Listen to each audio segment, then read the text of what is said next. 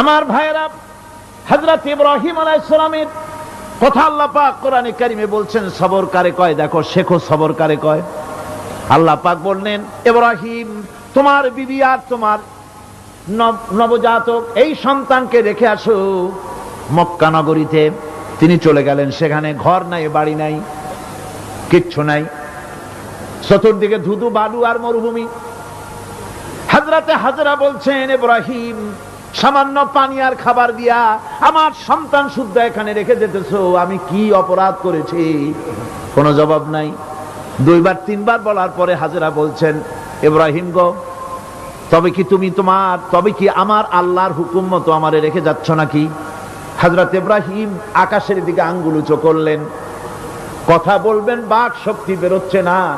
80 বছর বয়সের সময় একটা বাচ্চা আল্লাহ তারে দিছেন, আর এমন বাচ্চা পয়গম্বরের ছেলে, কি সুন্দর চেহারা, মরুভূমির উপরে ফালাই দিয়ে রওনা হয়ে যাচ্ছেন, মুখ দিয়া কথা সরছে না, আকাশের দিকে দেখালেন। হযরত হাজরা বুঝতে পারলেন। হযরত হাজরা বলেন, ইব্রাহিম কোনো চিন্তা নাই, নিশ্চিন্ত মনে বাড়ি ফিরে যাও। আমি আমার আল্লাহর উপরে এতটা ভরসা করি, আল্লাহর হুকুমে যদি আমার এখানে রেখে যেয়ে থাকো, ওই আল্লাহ পাক আমাকে আর আমার কলিজার টুকরা ইসমাইলকে পানিতে আর খাবারে মারবেন না, অবশ্যই তিনি ব্যবস্থা করবেন। ব্যবস্থা হয়ে গেল। হযরত ইসমাইল বড় হয়ে গেলেন। আল্লাহ পাক অর্ডার করলেন, জবাহ করো ছেলেকে। হযরত ইব্রাহিম আলাইহিস সালাম যখন জবাহের প্রস্তাব করলেন, হযরত ইসমাইল তা আপত্তি করতেন, বাবাজি আমার মায়ের আর আমাকে বাচ্চা অবস্থায় ফেলে গেলেন, খাবার দেন নাই, পরার দেন নাই, বছরের পর বছর আমাদের এখানে কাটলো, দেখতেও আসেন নাই, আজ আসছেন জবাহ দিতে। এটা কেমন কথা? কি ধরনের বাপ আপনি? এরকম বলছে নাকি? এরকম বলছে? হযরত ইব্রাহিম আলাইহিস সালাম প্রস্তাবটা কিভাবে পারলেন?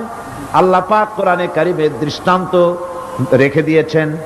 আল্লাহ পাক বলছেন, হযরত ইব্রাহিম ছেলেকে বললেন, ইয়া বুনাইয়া, ইয়া বুনাইয়া, হে আমার কলিজার টুকরা লাডলা, হে আমার কলিজার টুকরা সন্তান, ইন্নী আরা ফিল মানাম আন্নী আযবাহুক, আমি স্বপ্নে দেখছি আমি যেন তোমাকে জবাহ করতেছি। ফানজুর মাযা তারা, তোমার রায় কি বলো?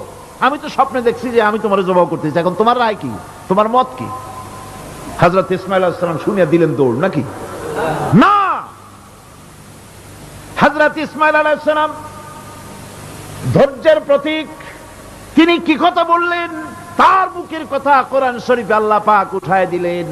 হযরত ইসমাঈল বললেন, ইয়া আবাতি ফাআল মা তু'মারু সাতাজিদুনি ইনশাআল্লাহু মিনাস সাবিরিন, হে আমার পিতা, আপনি যে ব্যাপারে আদিষ্ট হয়েছেন আপনি তা পালন করুন, অবশ্যই আমাকে ধৈর্যধারীদের মধ্যে পাওয়া যাবেন। সুবহানাল্লাহ।